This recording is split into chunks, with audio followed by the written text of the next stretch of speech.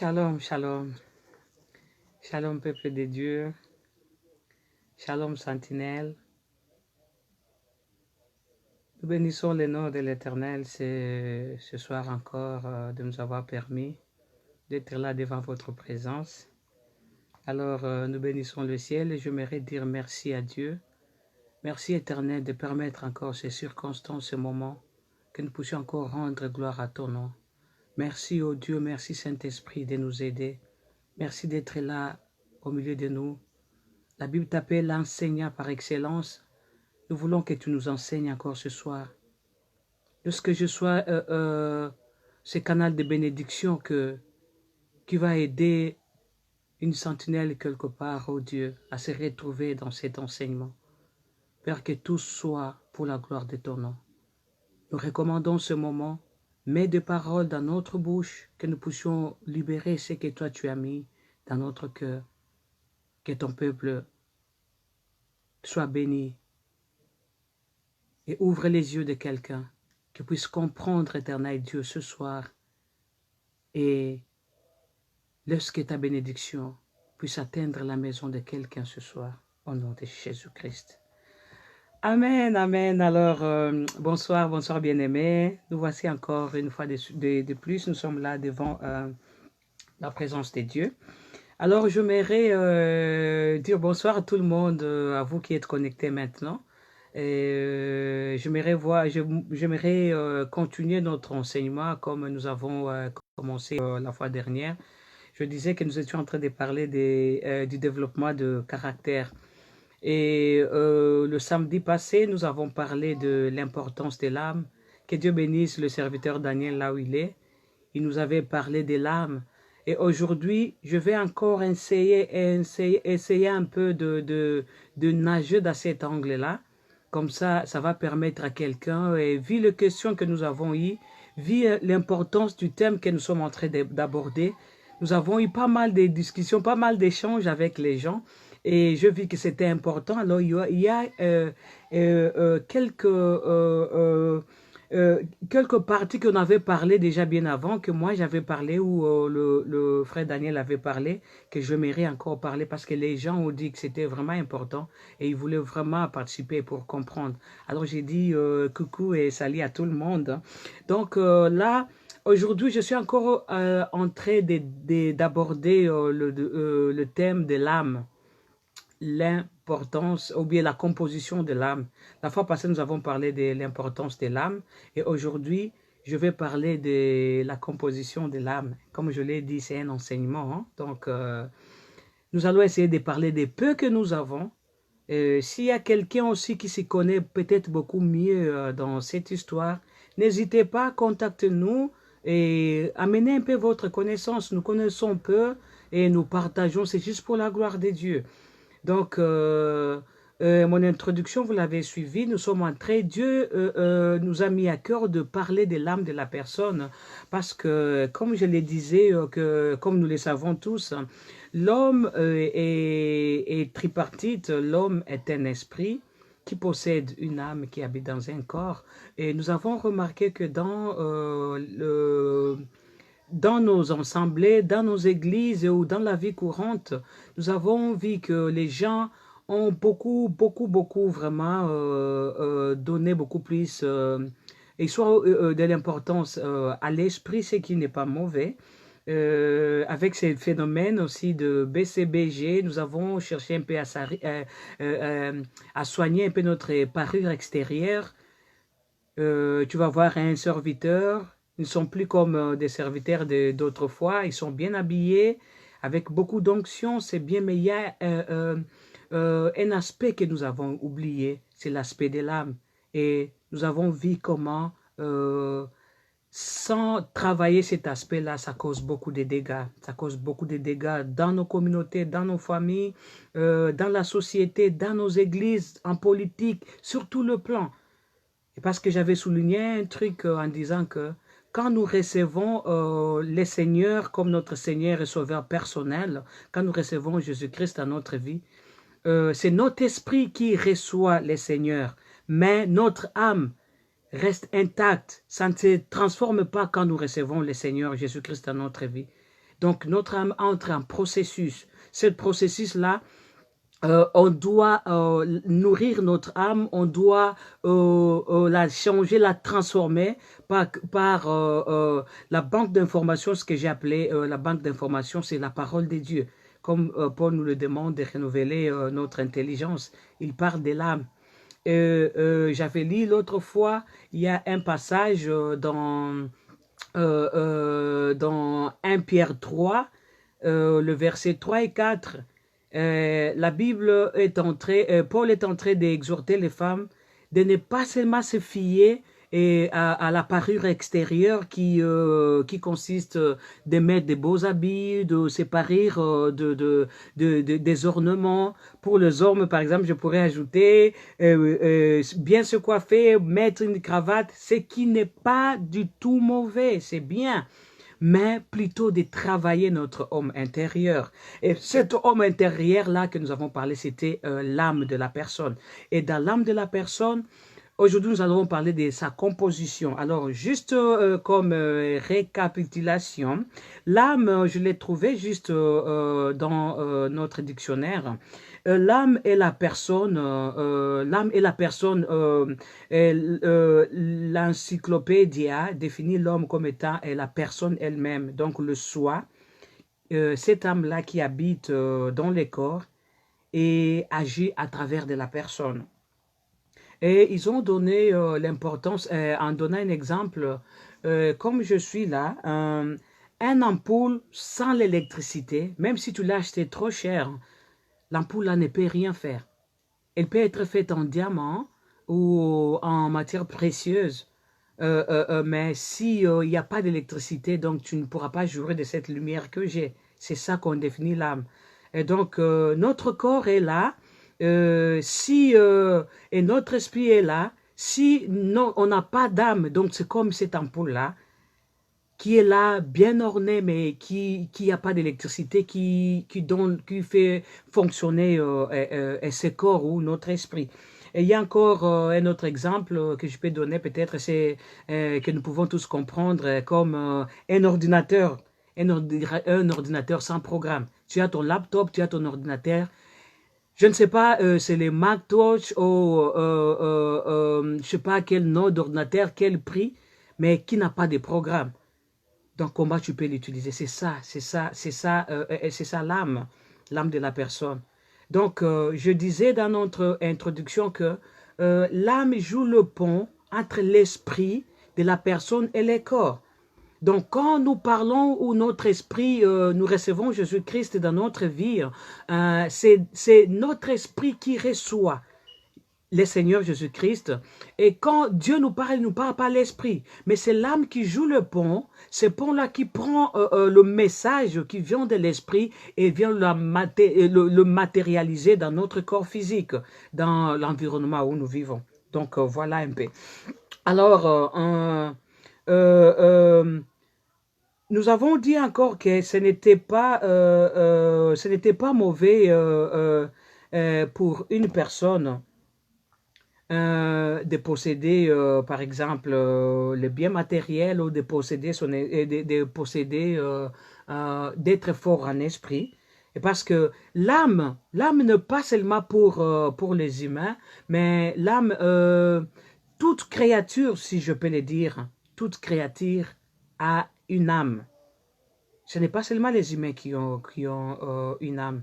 C'est comme le plante aussi. Toute créature, comment je peux dire, et toute chose qui avait été créée possède une âme. Qu'est-ce que je dirais? Je parlais de plantes, je parlais des animaux. Par exemple, tout objet inanimé, ça possède une âme. Pour le chrétien, vous allez vous rappeler quand Jésus était dans la barque avec ses disciples. Il y avait le vent contraire qui tourmentait les disciples quand Jésus était endormi dans la barque. Jésus avait réprimandé le vent. Donc, ce n'est pas seulement les humains qui ont l'âme, et ce n'est pas seulement le plant ou les animaux, mais les objets inanimés comme le vent. Et chaque chose a une oreille comme on dit. Donc, chaque chose, chaque objet inanimé possède une âme. Voilà pourquoi si on va plus loin sur le plan spirituel, on dit on parle à toute chose. On demande même aux parents de faire attention de quand on parle des choses, de quand on réprimande. Parce qu'à chaque chose, si tu veux une bénédiction, il faut appeler, il faut parler. Parce que derrière chaque esprit, derrière chaque objet, derrière chaque chose, il y a un âme. Et cette âme-là a les oreilles. Donc voilà un peu ça, c'était juste une récapitulation. Alors, l'autre fois, nous avons dit que pour ce qui compose l'âme, j'avais dit que je ne serais pas vraiment pressé parce que c'est très important, tellement c'est que nous sommes en train de parler. L'âme, dans l'âme est composée, premièrement, de la pensée, deuxièmement, de la volonté, et puis, troisièmement, des émotions. Donc, c'est dans l'âme de la personne que nous trouvons ses pensées, que nous trouvons ses émotions, et que nous trouvons aussi la volonté de la personne. Voilà pourquoi c'est très important. Et aujourd'hui, je vais essayer un peu de parler en détail de ces trois composants-là qui composent l'âme. Et là, je vais commencer par la volonté. Alors, j'ai consulté les dictionnaires. On a défini la volonté comme étant généralement la faculté d'exercer un libre choix gouverné par la raison. Donc, la volonté désigne généralement la faculté d'exercer un libre choix gouverné par la raison. Dans la raison, nous trouvons l'intelligence, nous trouvons l'instinct. Il y a d'autres qui ont l'habitude de parler de sixième sens. Donc, bref, ça c'est juste les dictionnaires. Donc, cette raison-là, généralement, elle est individuelle ou personnelle. Alors, dans l'âme, dans l'émotion de la personne, dans la volonté, en fait, je disais, la volonté est désignée généralement de la faculté d'exercer un libre choix gouverné par la raison. Dans la volonté de la personne, c'est là où nous trouvons la décision, nous trouvons la résolution. Donc, même les sentiments, ça reste dans l'âme.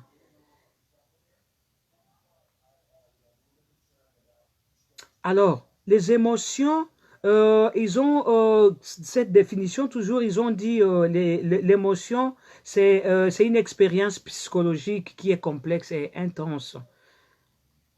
Et cela commence généralement trop brutal, parce que parfois c'est difficile un peu de comprendre les émotions d'une personne. Parfois c'est très compliqué parce que ça commence d'une manière très brutale et ça finit vite. Voilà pourquoi on dit souvent c'est très difficile qu'une personne soit contrôlée, se laisse contrôler par ses émotions, parce que les émotions arrivent trop vite et ça part vite. Ça vient des fois brutal d'une manière brutale. Ce sont des expériences qui sont très brutales. Et si tu n'arrives pas à bien les contrôler, et ça peut causer des dégâts. Ce dictionnaire-là a dit encore que les émotions sont liées à un objectif réparable, comme une influence, par exemple. C'est influencé toujours par un objet, par exemple, par notre environnement qui soit extérieur, ou soit influencé par quelque chose qui est intérieur, comme on dit, génétique. Comme en médecine, on parle par exemple, des pulsions. Des pulsions qui soient peut-être biologiques ou génétiques, des choses comme ça. Et ces objets peuvent être, je disais, environnement, ou peuvent être dites par notre gène. Ce sont des influences extérieures. Et dans l'émotion de la personne, nous trouvons l'humeur de la personne, la personnalité ça, dans notre volonté, et nous trouvons aussi la motivation de la personne. C'est là où il y a la joie, et la tristesse, la peur, la colère, l'espoir, le dégoût, des surprises, la confiance. Et c'est là fait que chacun de nous agit différemment. Nous agissons toujours différemment ou nous réagissons différemment selon les émotions que la personne a. Ma façon à moi de réagir quand je suis dans la joie, c'est différent. Et d'une autre personne, par exemple, de notre papa Béar Kalala Moukadi, c'est différent quand il est dans la joie, comment il manifeste ses émotions. C'est différent d'une autre personne quand peut-être sa tristesse, sa façon de manifester sa tristesse, c'est différent d'une personne d'une autre. Donc voilà pourquoi c'est très important de comprendre comment est faite la volonté de la personne. Et si on entre dans la Bible, voilà pourquoi, connaissant tout cela comme c'est lié à l'âme, et comme nous avons dit que quand nous recevons Jésus-Christ, notre âme n'est pas transformée tout de suite. Et imaginez-vous toutes ces décisions, la volonté, la résolution, la joie, la tristesse, toutes ces choses-là que je viens de citer. Si cela n'est pas renouvelé par la parole de Dieu, si cela n'est pas renouvelé par le Saint-Esprit, imaginez-vous comment ça peut causer des dégâts. Voilà pourquoi Jésus-Christ nous a montré l'exemple. Il dit, Seigneur, quand Dieu lui a donné la mission, quand il était comme Jésus-Christ là, dans la chair, il a vu les combats, il a vu comment son âme a senti. Parce que la peur vient dans l'émotion, dans la volonté de la personne. Il a vu, Dieu lui a montré sa mission. Et toutes ces réactions-là, comme étant Jésus humain, il avait réagi et il a même dit à Dieu, quand il était sur la croix, éloigne de moi cette coupe.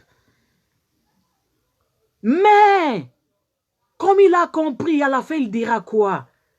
Je ne veux pas que ma volonté, je ne veux pas que la peur puisse prendre la place.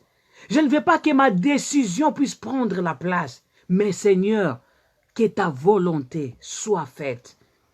Et Dieu veut que notre volonté à nous puisse mourir. Parce que c'est lié à la chair. La Bible nous dit plus loin que les désirs de la chair sont différents de ce qui est de l'esprit. Et quand nous nous laissons maintenant, nous laissons notre volonté à nous, nous ne voulons pas que notre volonté à nous puisse mourir et que nous puissions vivre selon la volonté de Dieu. C'est là où le problème commence. C'est là où le problème commence. Tu vois quelqu'un qui a des problèmes sérieux, il ne sait pas gérer sa volonté. Une situation arrive ou une situation surgit, mais tu n'arrives pas à comment contrôler cette situation. Tu as la peur, peut-être devant un combat que tu pouvais remporter une victoire. Tu es triste, peut-être devant une nouvelle. Mais si ton intelligence est remplie par la parole de Dieu, là où la peur voulait prendre place, la parole de Dieu te dira, n'aie pas peur. N'aie pas peur parce que Dieu est au contrôle. La maladie vient peut-être, tu as eu le diagnostic du médecin, il te dit, la maladie que tu as, ça va t'amener à la mort. Et comme tu as la foi, la Bible dit, Jésus-Christ est notre Jéhovah Rapha, qu'est-ce que tu vas dire? Cette information-là va entrer dans toi. Et qu'est-ce que tu vas, comment ça va directement contrôler tes émotions. Et tu vas commencer à confesser, voir les choses positivement, au lieu de voir ces choses-là négativement. La volonté, la volonté. Et comme notre volonté est liée à la chair, est liée, se trouve dans notre âme, ça peut être très dangereux. Très dangereux si tu n'arrives pas que la parole de Dieu, la pensée de Dieu n'arrive pas à contrôler ta volonté. Voilà pourquoi nous devons être à mesure de travailler notre volonté, notre volonté. Là où il y a la peur, là où il y a la tristesse, la colère, les dégoûts de mauvaises surprises, manque de confiance ou avoir confiance, tout ça c'est lié à notre volonté. Et tout cela, c'est par la parole de Dieu. Et imaginez-vous maintenant une personne, un serviteur de Dieu qui n'a pas eu le temps de travailler toutes ces choses. Vous voyez comment ces décisions peuvent être influencées? Vous voyez comment sa résolution peut être influencée. Tu vois comment une petite information peut dérouter la personne. Tu vois comment peut-être le milieu où tu habites, si tu habites dans un environnement qui est toujours négatif, dans un environnement qui ne confesse pas ou qui ne croit pas en Dieu, comment ça peut influencer ta volonté? Et quand ta volonté prend les devants, c'est fini. Bien-aimé, c'est très important de travailler sa volonté et de la soumettre à la volonté de l'Éternel. Jésus dit, non pas ma volonté, mais que ta volonté. Voilà pourquoi il est venu. Il nous a enseigné même dans la prière de notre Père. Et de notre Père qui est dans le ciel, que ton nom soit sanctifié, que ton règne vienne, que ta volonté soit faite sur la terre comme elle est dans le ciel. La volonté de Dieu. Une fois nous commençons à marcher selon la volonté de Dieu, bien évidemment, nous serons victorieux. Notre vie sera une vie victorieuse. Le moi nous va mourir. Il n'y a que la volonté de Dieu qui va nous aider à accomplir la pensée de Dieu. Bien-aimés de Dieu, sentinelle, travaillez notre volonté. Travaillez cela, ça va beaucoup nous aider. Et pour ne pas juste rester là, la deuxième des choses qui compose l'âme de la personne, c'est ses pensées. L'âme n'est pas composée seulement de la volonté, mais elle est composée de la pensée. Alors, j'ai regardé aussi, j'ai consulté aussi les dictionnaires. Les dictionnaires définissent la volonté, la pensée comme étant la conscience de la personne. Donc, notre conscience habite. Nous arrivons à voir ou à faire fonctionner notre conscience, Maman Bijou, c'est par notre pensée. Donc notre pensée, la conscience habite dans notre conscience habite dans nos pensées. C'est dans la pensée que nous trouvons la sensation. C'est là où nous faisons, par exemple, l'image de nous-mêmes. Excusez-moi. C'est dans la pensée que nous arrivons à créer, à imaginer des choses. C'est notre pensée qui nous permet d'agir. Ou c'est par notre pensée que nous apprenons.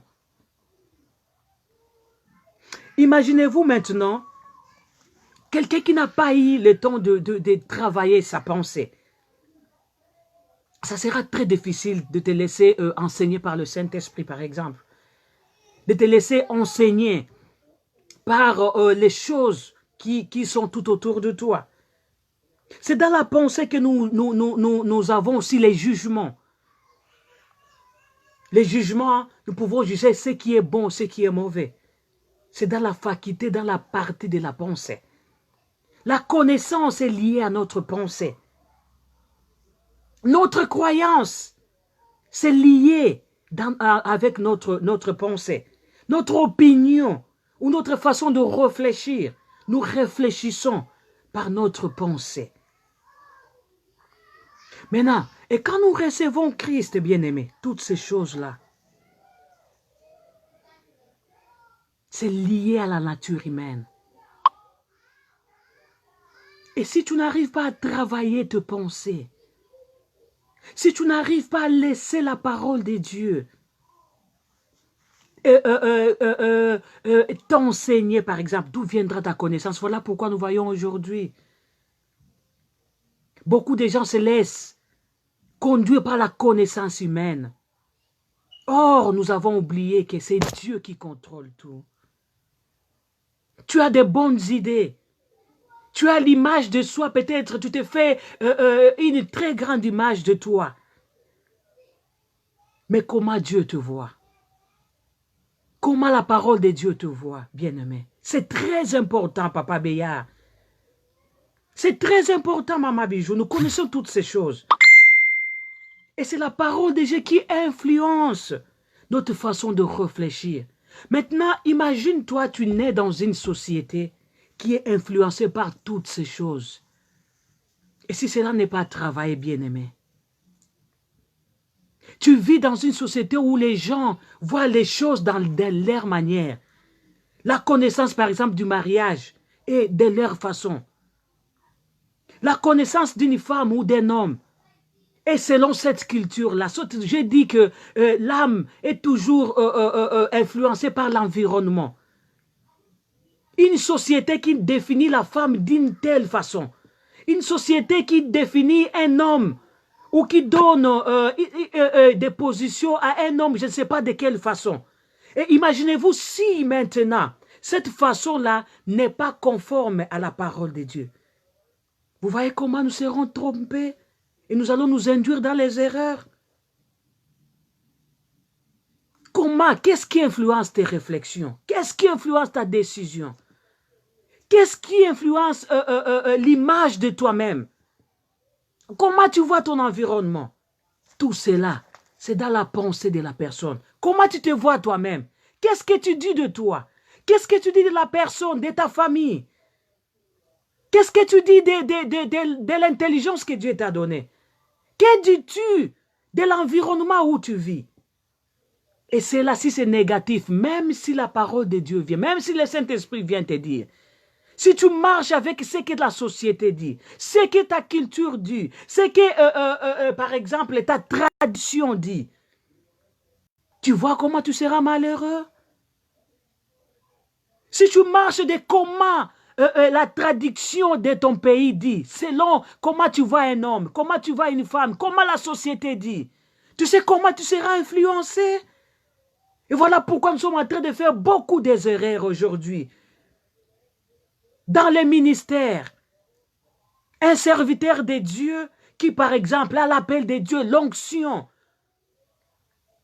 Tu viens te marier aujourd'hui, mais tu marches selon la tradition du mariage de ton pays ou bien les coutumes de ton pays. L'homme est ci, l'homme est ça. La femme n'est pas comme ça. La femme, imagine-toi. Si maintenant tu commences un serviteur de Dieu et tu te laisses marcher comme ça, tu sais ce que ça va engendrer après? Si tu n'arrives pas à travailler cela, tu sais ce que ça va engendrer? Et aujourd'hui, nous sommes en train de voir ces dégâts-là dans le corps du Christ. Sentinelle. Et je m'adresse là à beaucoup de jeunes ministres que Dieu est en train de réveiller maintenant. Nous avons vu comment Dieu est en train comme on dit en anglais, God is about to rise up the new generation. Dieu est en train de lever beaucoup de gens, des grâces. Il a dit dans les derniers temps, je vais répandre mon esprit. Vos jeunes, regardez comment un peu l'onction prophétique est en train de se répandre dans ces temps de l'enfant. Et vous, jeunes sentinelles, si maintenant tu te fies seulement, j'ai l'onction, j'étais en train de parler à une servante, une petite fille, une fille à moi. Elle a la grâce de Dieu. Elle a l'appel du ministère. Depuis un temps, elle a découvert qu'il a eu des confirmations. Dieu lui a dit que tu as la paix, tu dois me servir. Je ne vais pas citer ton nom, ma fille. C'est bien bon, tu as l'appel de Dieu, mais commence à travailler ton âme. Ne néglige pas cet aspect. Travaille ta volonté, travaille tes pensées. C'est bien bon de découvrir que tu as la grâce de Dieu. Tous ces prophètes qui sont entrés, on est en train de voir par-ci, par-là. C'est bien bon. Soyez les bienvenus. Mais si vous n'arrivez pas à vous négliger cet aspect de l'âme, ça va causer beaucoup de dégâts.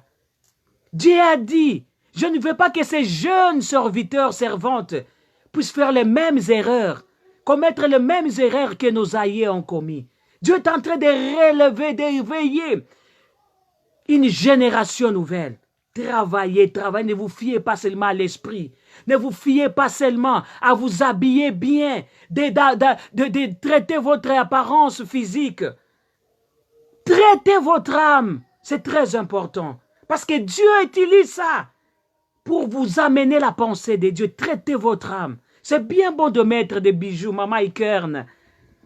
C'est bien bon, ma chérie, de mettre de belles habits comme nous le faisons, de mettre des cheveux, de traiter, c'est bien bon. Mais nous devons traiter nos âmes, c'est très important.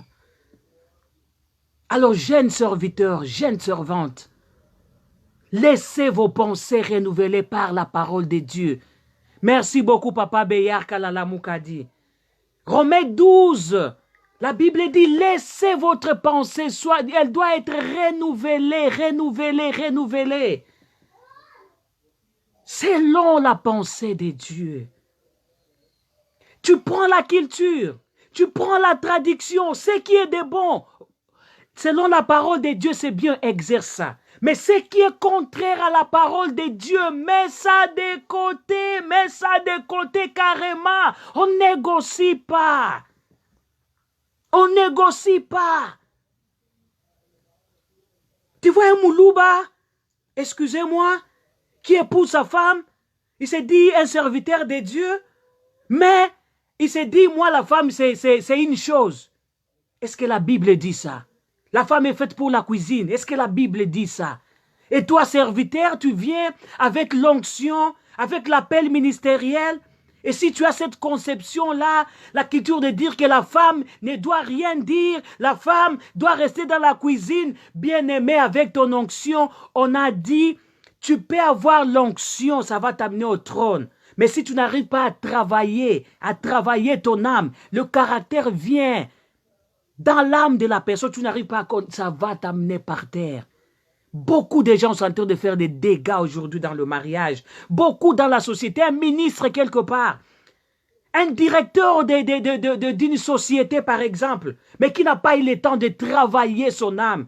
Ses émotions, ses sentiments. Tu vois quelqu'un qui a le talent, il a été à l'université. Il connaît, il a la connaissance. Il maîtrise bien ce qu'il est en train de faire. Mais côté caractère, down, comme on le dit en anglais. Et si tu ne travailles pas cela, ça va créer des catastrophes avec ton intelligence, avec ta connaissance. Bien-aimé, laisse-nous renouveler notre pensée avec la parole de Dieu. C'est très important, c'est très important. Je vais lire quelque chose. Romains. Merci beaucoup, Papa Béa. C'est très important, ça. Alors, Romains 12. Écoutez ce que la Bible dit. Je vais lire le verset 1, le verset 2. Frères, puisque Dieu a ainsi manifesté sa piété pour nous, je vous demande de vous offrir vous-même comme un sacrifice vivant. De vous offrir vous-même. Bien-aimé, quand tu reçois le Seigneur, le Saint-Esprit vient, le Saint-Esprit a sa part. Mais nous aussi, nous avons notre part. Paul dit, nous devons nous offrir, nous. Nous devons avoir cette volonté-là de travailler. La volonté de travailler notre âme. Ce n'est pas seulement le Saint-Esprit qui fait. Oui, le Saint-Esprit agit, mais il y a ta part. Il y a toujours la part de Dieu et la part de l'homme. Souvenez-vous que Dieu ne force jamais. Hein? Dieu ne force jamais quelqu'un. Voilà pourquoi Paul dit, vous devez vous offrir vous-même. Donc, quelque part, il y a la part des responsabilités de l'homme. Vous offrez vous-même comme un sacrifice vivant réservé à Dieu et qui lui est agréable. Ça, c'est votre part. Écoute maintenant le verset 2. Il dit, ne vous conformez pas aux habitudes de ce monde. Là, je suis en train de lire la version français courant. J'aime ça. Ne vous conformez pas aux habitudes de ce monde. Mais laissez Dieu vous transformer par un changement complet. Esprit, corps et âme. Waouh! J'aime bien cette version. Mais laissez Dieu vous transformer par un changement complet de votre intelligence. Vous pourriez alors comprendre ce qui est de Dieu. Ce qui est bien, ce qui lui est agréable, ce qui est parfait. Waouh! Waouh! Waouh! Ça, c'est très important. Et si tu ne laisses pas ton âme, ta volonté, te penser, être transformé selon Dieu, dont tu n'arriveras jamais à comprendre ce qui est bon, ce qui est agréable et ce qui est parfait. Waouh! Il y a des fois, nous faisons des choses, c'est bon, mais c'est pas agréable à Dieu. Yeah! Yeah, Mama Ikern. Et des fois, nous faisons ce qui est agréable, mais c'est pas parfait. Nous devons arriver à être l'homme complet, arriver à discerner ce qui est bon, ce qui est agréable et ce qui est parfait. C'est à ce moment-là que nous arriverons à avoir cette stature parfaite. Mais si tu te fies seulement à esprit, esprit, esprit, c'est pas la stature parfaite de l'homme. Travaille sur ton esprit, c'est bien. Tu as découvert la grâce de Dieu dans ta vie. Mais travaille ton âme, travaille ton corps. C'est très important. Et je ne veux pas seulement rester là, my God, le temps, c'est très important. Oh my God, oh my God, oh my God. Oh my God, ça c'est très important. En dehors, oh my God. En dehors de la pensée, là, oui, j'ai fini les deux parties, je pense. Je parlais de la volonté, j'ai parlé des émotions et j'ai parlé de la pensée de la personne. Comprenez, bien aimé, qu'il y a beaucoup de choses à parler. Beaucoup de choses à parler, mais je ne peux pas tout finir comme ça. Je ne peux pas tout finir. Alors, maintenant, je vais lire quelque chose qui me vient en esprit là. Oh my God, 1 Pierre 3. 1 Pierre 3. Bien-aimé, aide-moi à écrire ce passage aussi pour permettre à d'autres personnes, hein, ça pourrait un peu les aider aussi. Ça pourra les aider. Et aidez-nous aussi, comme vous êtes là, partagez aussi, partagez. Oh my God, c'était coupé, je ne sais pas pourquoi. Excusez-moi, oui, c'était coupé. Vous savez, des fois, on n'arrive pas à maîtriser. Ok, j'étais en train de dire, nous sommes dans 1 Pierre 3. Aidez-moi, s'il vous plaît, à partager. Aidez-moi, s'il vous plaît, peut-être à écrire aussi les versets que nous donnons. Alors, 1 Pierre 3, le verset 3 et 4. Je vais lire vite, là pour conclure la partie, la composition de notre âme. Écoutez ici, la Bible dit, 1 Pierre 3, je vais lire le verset 3 et le verset 4. Ne cherchez pas à vous rendre belle par de moyens extérieurs, ça je parlais de ça bien avant, comme la façon d'arranger vos cheveux et les bijoux d'or ou le beau vêtement que vous pourriez porter, mais que votre bonté soit celle de votre être intérieur, qu'elle soit la beauté impérissable d'un esprit doux et tranquille qui est d'un grand prix devant Dieu. Vous voyez un peu, bien aimé. Alors, là où les Écritures, dans ces Écritures, Paul est en train de dire, quand Paul parle il parle de l'intérieur, de travailler pas seulement l'extérieur, mais de la personne intérieure, c'est là où maintenant nous arrivons à ce que nous étions en train de dire, notre titre. Je dis, nous sommes en train de parler du développement du caractère. Alors, quand Paul parle ici de l'homme intérieur, de ne pas se fier seulement à la parure extérieure, mais de travailler l'intérieur, donc Paul fait mention à notre caractère. Souvenez-vous, à l'introduction, j'avais parlé du caractère, je dis, le caractère est le véritable nous.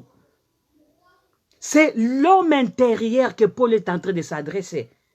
C'est l'homme caché. Il dit, ne donne pas seulement le temps de travailler, d'orner ton corps, de mettre des bijoux, de traiter tes cheveux ou l'apparence comme moi je le fais là. Il dit c'est bien, il n'a pas dit que c'est mauvais. Parce que ça crée beaucoup de confusion aussi. Beaucoup de gens, ils ont dit non, il ne faut pas mettre des bijoux, c'est du péché. Il ne faut pas mettre ci, ça, c'est du péché. Non, Paul n'a pas dit ça. Vous avez votre Bible. Nous venons de lire cela. Il dit, nous devons pas seulement, c'est pas mauvais, mais il faut plutôt travailler l'intérieur. Or, quand on parle de l'intérieur, c'est là où notre caractère provient. Parce que le caractère de la personne, on ne la voit pas, c'est à l'intérieur. Et nous avions défini le caractère l'autre fois comme étant le véritable nous-mêmes, l'homme intérieur, donc l'homme caché que Paul nous demande. Et souvenez-vous, parce que nous avons toujours cette confusion-là, le caractère est différent de la personnalité. Pour revenir un peu, pour faire j'avais parlé l'autre fois de la personnalité comme étant la face d'une personne qui est vie des autres. C'est ce que nous essayons d'être en face des autres. C'est ça la personnalité de la personne. Et toutes ces choses-là, ça reste où? Dans l'âme de la personne. Alors, pour parler du caractère, dans le caractère de la personne, pour avancer un peu, le caractère est souvent héréditaire. Quand on parle d'héréditaire, nous voyons du gène.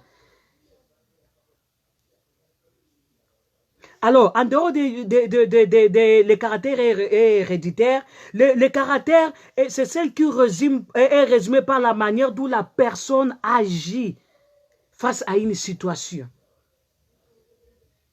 Nous avons parlé des émotions, comment la peur, une situation t'arrive, comment tu réagis.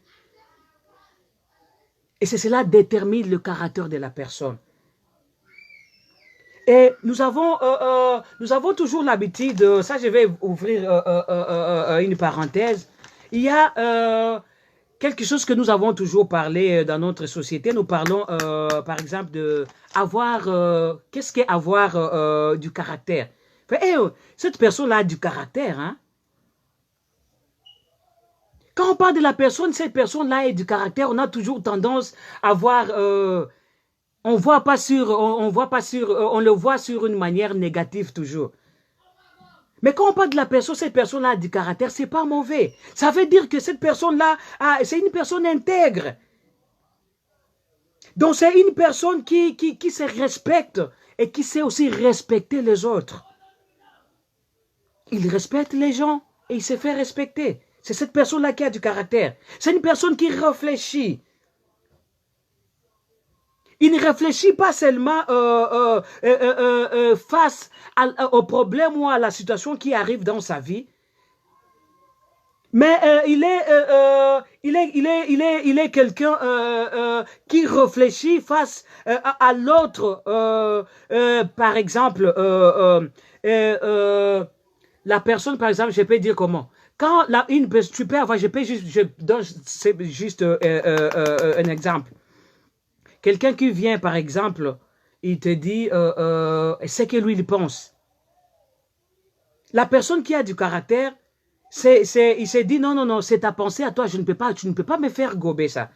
Donc c'est une personne qui réfléchit, qui ne réfléchit pas face à ce que la personne lui dit, mais tout en respectant ce que la personne dit. Il respecte ton opinion. Mais il croit tellement à ce que lui est en train de dire. Il a du caractère, il croit à lui. C'est pas mauvais. Parce que la société a toujours interprété ça très mal. Quelqu'un qui a du caractère, c'est quelqu'un qui ne se laisse pas faire. Donc il ne se laisse pas intimider, par exemple, c'est pas mauvais. Il ne se laisse pas gober par n'importe quoi, c'est pas mauvais. C'est pas du tout mauvais. Alors si tu te retrouves une personne comme ça,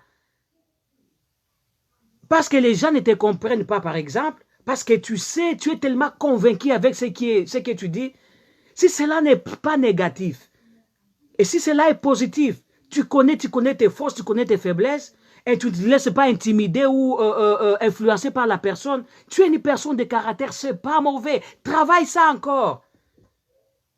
C'est pas mauvais. Tu n'es pas naïf. Ça n'est pas dit que parce que tu refuses de te faire influencer, cela veut dire que non. Et osa mutumabe, comme on le dit. Mutuaza makamakasi, non. Et là, seulement du caractère. Et si tu as ça, c'est pas mauvais. Je t'encourage encore, bien-aimé. Travaille ça encore. Ne te laisse pas influencer parce que le diable pourra t'influencer, l'ennemi pourra t'influencer. Quand tu écoutes la parole de Dieu, la pensée de Dieu, tu restes intact. tu ne te laisses pas influencer par la société, par ton entourage. C'est pas mauvais. Et on a toujours aussi défini, par exemple, on dit avoir du personnalité. Ça, c'est pas mauvais non plus aussi. C'est quelqu'un qui a la confiance en soi. Quelqu'un qui a de la personnalité n'a pas besoin qu'on lui rassure aussi. Est-ce que ça, c'est pas mauvais? Celui-là, en tout cas, moi, je vois, oh non. Et cette dame-là, elle a de la personnalité, c'est pas mauvais. Qu'on t'intimide pas. Ne te laisse pas emporter par tes émotions. Travaille ta personnalité. C'est pas mauvais non